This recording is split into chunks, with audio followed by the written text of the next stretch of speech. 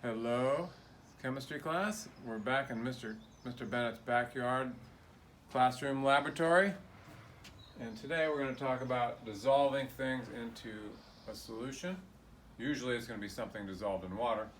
And two questions for you. How would you increase the amount of solute, say salt or sugar, that you would dissolve into a solvent like water? Or basically, the amount is how much?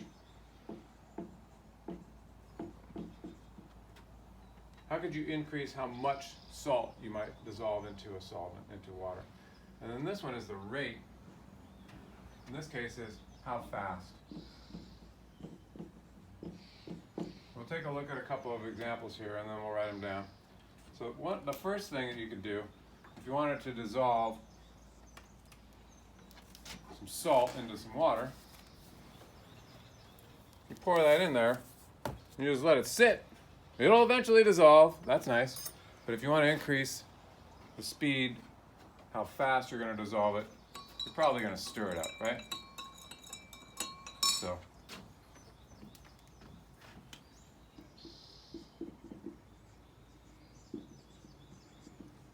fancy name is agitation.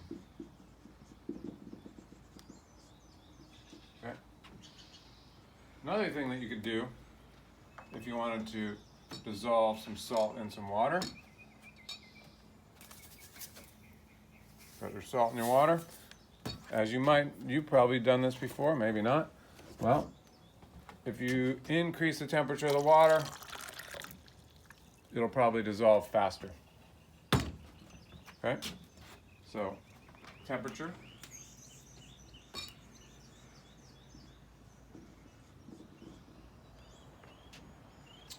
And then another thing that might come into play is, well, what if you have a piece of candy you want it to dissolve in the water? Here's a piece of candy. That's a cough drop. Here's a piece of candy left over from Easter, a little egg. You want to dissolve that in there? You just let it sit and eventually it'll dissolve, right? But if you really want to dissolve that thing fast, oh good, let's make a mess. If you really want to dissolve it fast, what would you do? Break it up into smaller pieces, right?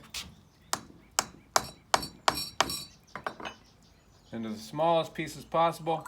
If you break it up into really tiny, tiny pieces, it'll dissolve a lot faster. This is not dissolving fast, but you kind of get the idea. Here, another example might be, this is a chunk of sugar. If I want to dissolve this thing just as a chunk, it would be faster if I broke it into little pieces. And it'll dissolve faster. Dissolve if you break it into little pieces.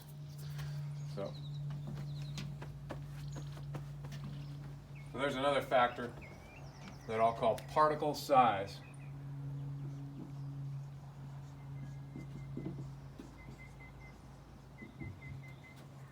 Which really boils down to surface area, which we'll talk about later.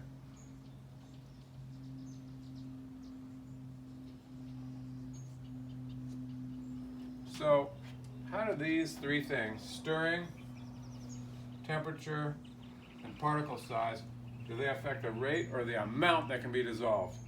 Well, stirring obviously allows you to dissolve it faster, so that affects the rate. Temperature, same thing. Particle size, the smaller the particle size, the faster it will dissolve. But all of these factors don't actually affect the amount that will dissolve. Only one of these actually does, the temperature. Because no matter how long you stir something, that doesn't affect how much will dissolve, the amount that will dissolve. Same with the particle size. Any questions? It probably would be. I'll try to see. Well, you'll have to think of something. But what you should do is try to jot these down in your notes. Next thing is addressing the question of how much can be dissolved. Is there a limit to how much you can dissolve in water? Right? Is there a limit to how much salt can be dissolved in this water? Well, do you think that much can be dissolved? Of course. How about this much? What do you think? We've probably gone beyond the limit, haven't we?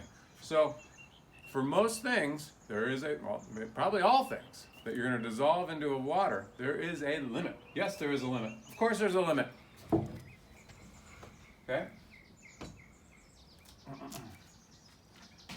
So even for something that's like a sponge, is there a limit to how much water a sponge could absorb, how much water it could absorb? Well, let's take, before we put it in there, this sponge, it could hold a lot more water, right? Yeah. But if I put it in here and let it take up as much water as it can, it gets to a point where it can't hold any more water, right? It's full of water.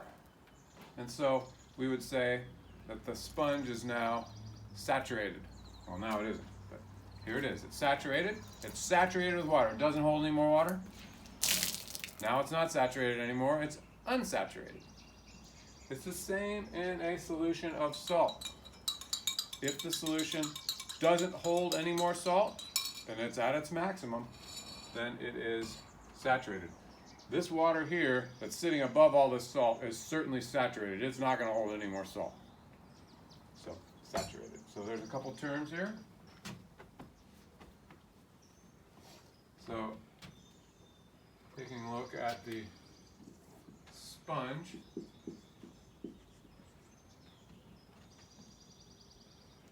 We say it can't hold any more.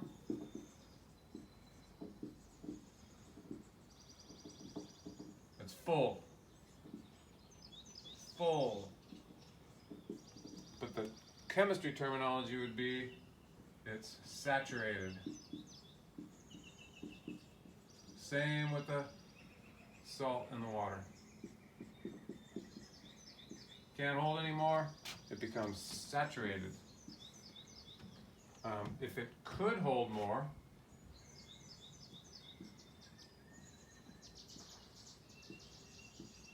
it's not full. Not full. And we say it's unsaturated.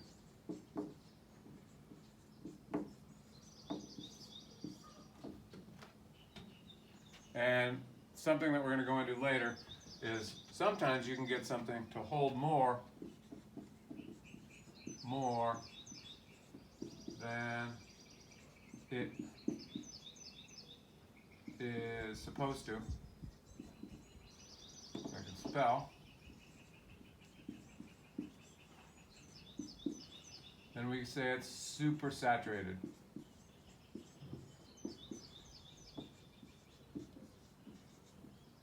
But we'll talk more about that later. So, any questions on that? If it's full, it's saturated. If it can still hold more, it's unsaturated. And if it holds more than it really can hold, which doesn't make any sense, but it can happen, it's called supersaturated. The last thing I want to look at is a picture here. I might have to zoom in on this a little bit.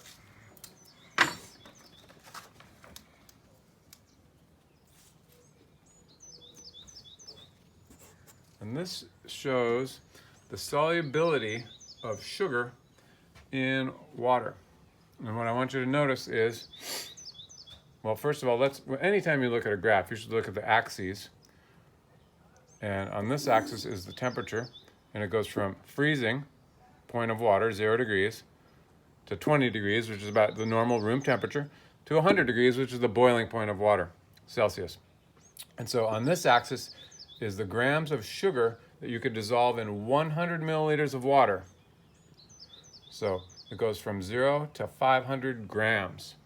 So when water is just barely above freezing, it can hold about 150 grams of sugar. By the time you get it up to the boiling point, it can hold almost 500 grams of sugar in that same amount of water. So you can see what happens here. As you increase the temperature, the amount that can dissolve increases. And that is it for our today's lesson, and we'll talk more about these solubility curves later. Thank you.